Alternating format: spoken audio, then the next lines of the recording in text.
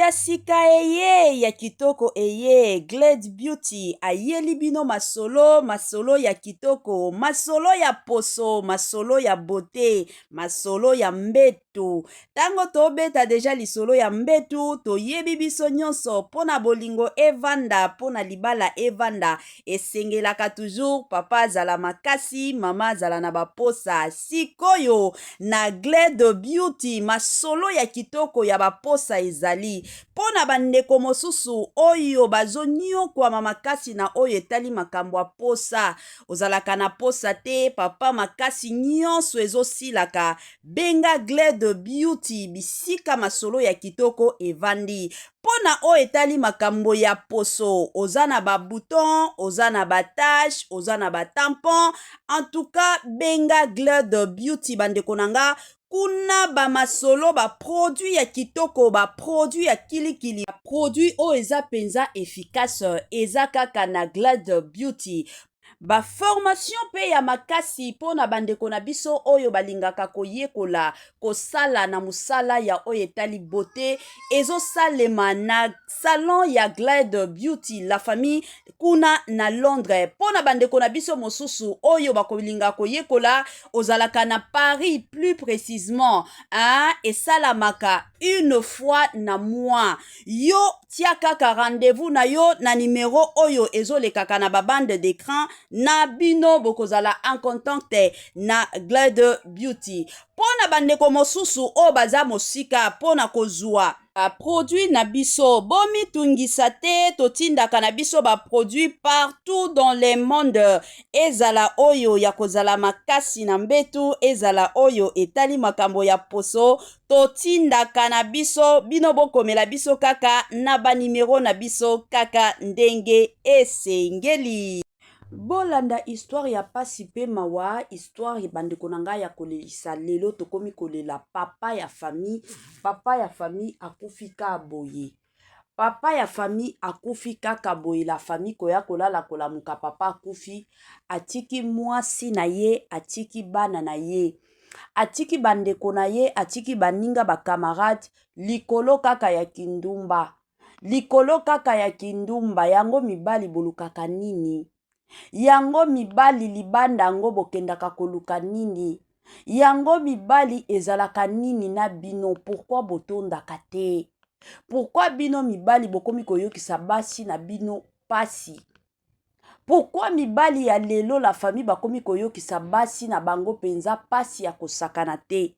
Bonjour, bonsoir, ezo dépendre kana air oyo bokolanda biso bandeko nanga, en tout cas kande boyebi, bienvenue sur notre chaîne INESNM officiel, bienvenue na balandi nyonso oyo yakala, bienvenue na bandeko na biso nyonso oyo yasika, kande na kendaka nango, na ebisaka bino toujours et encore boyei malamu na chaîne na biso ya INESNM officiel. En tout cas la famille soki ezambala liboso esalemi keno boya kokota na chaîne na biso ya INESNM officiel. Ka ndenge tokendaka nango na koyepa na bino na kosenga bino bo s'abonner massivement. Tango bozo s'abonaka pe, s'il vous plaît, veuillez aussi aimer nos vidéos, bo klikaka pe sur ngonga ya notification. Nalobaka toujours na bino ke ngonga notification wana malamu nango ezalaka ke à chaque fois que INESNM officiel akobandotie la kabino ba vidéo ya sika bokozala directement informé pour vous informer, c'est notre devoir. Oyo toyebi bandeko nanga lelo toye na histoire na biso ezosalema bongo na ville na biso ya Kinshasa. Tango na obeta deja lisolo ya ville na biso ya Kinshasa ezosalema plus précisément na quartier ya Masina. Na bandi bandeko na biso o bavandaka na quartier ya Masina, basi bayoka histoire oyo, basi bayeka basango oyo. En tout cas la famille totia litoi na biso toyoka histoire eza ndenge nini. Voilà. To banda la famille, histoire na biso eza histoire à papa Emmanuel oyo bozo mona na miniature na biso la famille. Papa Emmanuel azalaki bongo un homme marié. Tango na obeta déjà lisolo un homme marié, aza papa moko oyo azalaki na ndako na ya libala, papa moko oyo aza na mwasi na ye, azalaki na bana na ye. Abalaki mwasi légalement.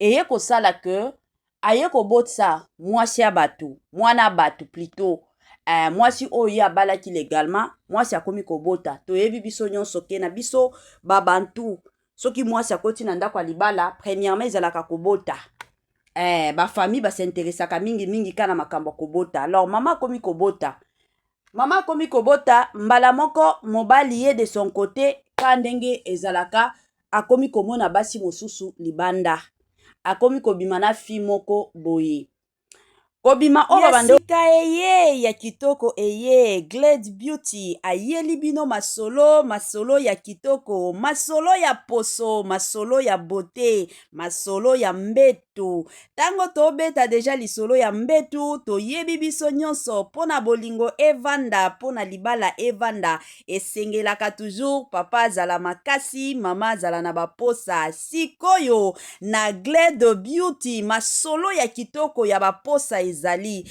pona bandeko mosusu oyo bazoniokwama makasi na oyo etali makambo ya posa ozalaka na posa te papa makasi nyonso ezosilaka benga Glade Beauty bisika masolo ya kitoko evandi pona oyo etali makambo ya poso oza na babouton oza na batache oza na batampon en tout cas benga Glade Beauty bandeko nanga kuna bamasolo baproduit ya kitoko baproduit ya kilikili baproduit oyo eza penza efficace eza kaka na Glade Beauty. Formation pe ya makasi pona bandeko na biso oyo balingaka koyekola kosala na musala ya oyo etali beauté ezosalema na salon ya Glade Beauty la famille kuna na Londres. Pona bandeko na biso mosusu oyo bakolinga koyekola ozalaka na Paris plus précisément esalamaka une fois na mois yo tia kaka rendez-vous na yo na numéro oyo ezolekaka na babande d'écran na bino bokozala en contact na Glade Beauty. Pona bandeko mosusu o baza mosika pona kozwa produit na biso bomi tungisa te totindaka na biso ba produit partout dans le monde ezala oyo ya kozala makasi na mbetu ezala oyo etali makambo ya poso totindaka na biso bino bokomela biso kaka na ba numero na biso kaka ndenge esengeli. Beauty by Glade la famille ayeli bino ba solution ya kitoko ba papa ozolemba papa oza lisusu na makasi te mama akomi koyimayima mama akomi kotalela libanda c'est le moment na boy nanga ezala teke donc mama Inès atikala kobetela biso lisolo te s'il vous plaît ba papa o bolandanga ba biloko ya kitoko ya kozongisa ba makasi na bino yango wana epai ya Beauty by Glade. Na ndenge tooloba ba makambo ya poso oza na ba bouton ba tache banduta oza na besoin ya teinture na yo ezonga bien penza makasi benga Beauty by Glade kuna ba solution ya kitoko pe ezali. Voilà. To continuer na histoire na biso. Papa Emmanuel mwasi na ya komi kobota pona ye amoni neti mwasi wana aza lisusu mwasi ya niveau na yete aza lisusu mwasi ya genre na yete aza lisusu mwasi ya niveau na yete. Alors eye kosala que papa Emmanuel akutani na mwasi mosusu libanda. Tango akutani na mwasi mosusu libanda akomi kolinga la fille. Aye kolinga fille kolekati na mwasi na ya ndako. Akomi kolinga mwasi ya libanda kolekati na mwasi na ye ya ndako. Boyo ka la famille. Alors, tango aye kolinga ye eye kosala na jour anniversaire ya papa Emmanuel. Papa Emmanuel na ndako mwasi pe abongisaki mwa quelque chose. Toyebi ke mwasi nyonso ata soki azosala te ata soki asalaka mwasi nyonso na jour anniversaire ya mobali alingaka toujours anniversaire ya mobali eleka bien. Mwasi abongisaki mwa eloko. Sikoyo na kote mosusu makangu pe ya papa Emmanuel ye pe na ba camarade na ye bayaki kobongisa mwa eloko. Tango baye kobongisa aye koyebisa papa Emmanuel ke na boyi osala feti epai na yo. Na boyi penza feti ezala na ndaku na yo. Na lingi na nga te na ko préféré to bima na biso to kende na biso restaurant to kende kolia kandenge ezalaka. Papa Emmanuel penza tango amoni ke bolingo na ya makasi ezalaka nde epai ya likangu. Aye kondima proposition ya likangu. Aye kondima bakende na likangu na ye kolia na restaurant biloko o mwasi na ya abongisaki na ndako alia yango te. baye kobima na mwasi ya likangu. Tango baye kobima bakei na restaurant bazoliaka bazomelaka comme aza papa moko pe abandeli na ye komela azomelaka azoliaka nzoka likangu na ye wana aza na ye mwasi ya ndumba. Aza mwasi oyo abimaka na mibali, ezala ba mibali oyo baza marié, ezala ba mibali oyo baza ba célibataire, ye objectif na ye ezalaka keno akutana na mobali oyo aza na mwa musolo. Soki ka oza na musolo c'est fini bokobima na bino. Alors aye kobima na mobali yango. Mobali na ye sikoyo ya mosusu ka ndenge ezalaka ye pe azotambola akota pe na restaurant alia amela. Atikala na ye koyeba te ke likangu na ye akoya awa na likangu na ye mosusu. La famille. Papa wana mobali ya likangu aye kokota restaurant abeta miso boye aye komona papa Emmanuel na mwasi na ye. Nde mobali ya la fille aye kosilika. Azwi kaka mulangi bandeko na ngai ya masanga. Aye kokata ngo mbala moko aye kobamba ngo na mutu ya papa Emmanuel. Tango aye kobamba mulangi wana na mutu ya papa Emmanuel eye kosala ke papa Emmanuel mbala moko akwei. Bamema ye na hôpital papa Emmanuel aza ya kokata moto. Papa Emmanuel aza ya kokufa. Sikoyo mwasi na ndaku asi abongisi deja feti na ya mobali anniversaire. Baya kobenga mwasi keno kende kotala mobali na yo aza kokufa. Akufi pona nini bakomi kobetela mwasi lisolo. La famille. Mwasi azangi maloba ya kobimisa na matanga ya mobali. Mwasi ayebite alela na munoko nini. Mwasi ayebite akotela ngo ndenge nini. Mwasi azoyeba te. Azoyeba penza te na ndenge nini akoki kolela nani mobali na ye. Bandeko nanga yango nga na yaka toujours kote ya ba papa o balandaka mama Inès. S'il vous plaît. Soki yo papa olingi mwasi ya libanda po atiaka kabelo. Soki yo papa olingaka mwasi ya libanda po alataka biloko ya mikuse. Soki yo papa olingaka mwasi ya libanda plutôt po ye alataka pantalon. Il y a de ces papas qui sont la famille. Omona ye azopekisaka mwasi na ye kolataka kola, mwasi na ye alataka pantalon te, mwasi na ye alataka biloko ya mikuse te. Mais azokende nde kolinga basi oyo bazolataka biloko ya mikuse. Eza pasi. Eza penza pasi. Bomoni ke papa Emmanuel lelo oyo akufi. Soki totali bien na kati ya liwa, ba prière mwasi na ye pe futi mobali. Ba prière lelo ya mwasi ya papa Emmanuel lelo efuti papa Emmanuel. Lelo toye komona liwa ya papa Emmanuel, prière ya mwasi omoni basi.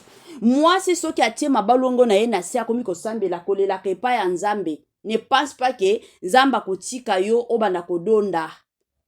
Parce que eza na mwasi moko te oyo ya kolinga abalani na mobali lelo tolobi ayoka ke mobali na yazo bimaka na mwasi mosusu. De la même façon bino mibali ka ndenge bomonaki mobali ya likangu wa papa Emmanuel akendaki koboma papa Emmanuel par jalousie. Mobali alingaka te basangisa. Mobali alingaka te mwasi na ye mutu mosusu azwa ye te. Mobali aza capable ya koboma. Pona mwasi pona mbongo mobali azalaka capable ya koboma. Metango bino bosalelaka ngo basi boyebaka te ndenge nini ekotaka bango na kati ya motema. Ndenge nini esalaka infidélité ya mobali esalaka mwasi. La plupart ya mibali bayebaka te. La plupart penza ya mibali bayebaka te. Eza pasi ya makasi. Eza pasi ya kosakana. Eza pasi. Bino ba papa bopesaka respect na basi o bosi bobala. Bopesaka respect na basi o bobalaka. S'il vous plaît ba papa. Obali. Soki oza na besoin ya kindumba. Yango soki eza elateli ya basi nde ezopesa yo makasi ya kindumba. Yebisa mwasi na yo a changer elateli na ye. Yebisa mwasi na yo. Soki omoni ke mwasi na yo asalaka makambo lisusu te ndenge peut-être abando osala kala na relation na biso parce que y a de ces basi avant babala ye. Abando salela mobali makambo moko boye songolo pakata. Tango akoti na ndako libala c'est fini à changer. Solola na mwasi. Mwasi aza nyama te aza zoba te. Bo solola kana basi na bino. Eza te ke na okende ko zuela ye mbanda. Pourquoi? Parce que asalaka lisusu. Y a de ces couples o ba communicaka te. omona mobali akominikaka na mwasi na ye te. Donc soki amoni ka mwasi azosala eloko te akolinga ta ayeba te le pourquoi mwasi asalaka ngo lisusu te, akoprefere na ye akende libanda po libanda kuna bakokende kopesa ye. Siko tala lelo baconséquence. En tout cas prière na nga na osambela bapapa nyonso oyo babimaka libanda batiki basi na bango, surtout bapapa oyo babanda na basi na bango na pasi. Lelo o nzamba ye kopambola bango bapapa wana bakomi kobalukela basi na bango. En tout cas prière na nga ezali ka ndenge papa Emmanuel akei bamosusu pe balandaka bongo, bamosusu pe bakendeka bongo. Po bamibali bokomi na mitema mabe. La plupart ya basi bakomi kozoka na kati ya motema. Eza na bamibali mosusu o babala basi baza bana mikete, basi penza bana mikete. Mais lelo oyo mwasi omoni aye kokola na ndako ya libala, mobala akomi ko faire souffrir ye. Pourquoi? Parce que akomi na bozwi. Mwasi aza lisusu ya valeur te, akomi komona mwasi neti eloko. Ba o nyonso ba papa nyonso o babimaka libanda kokenda koluka basi libanda. En tout cas liwa o ya papa Emmanuel elanda pe bino. Pour que bote ya maboya ko finga nga te ke no mama okomi kolakela mibali mabe. To olakela mibali mabe te, mais mibali bazo yokisa basi ebele pasi. Nazo loba boye parce que il y a de ces mamas o babenga nga omona mama azolela. Alobi mama Ines na oyeba te mobali o na sala ye nini o na sala kate pona mérité oyo.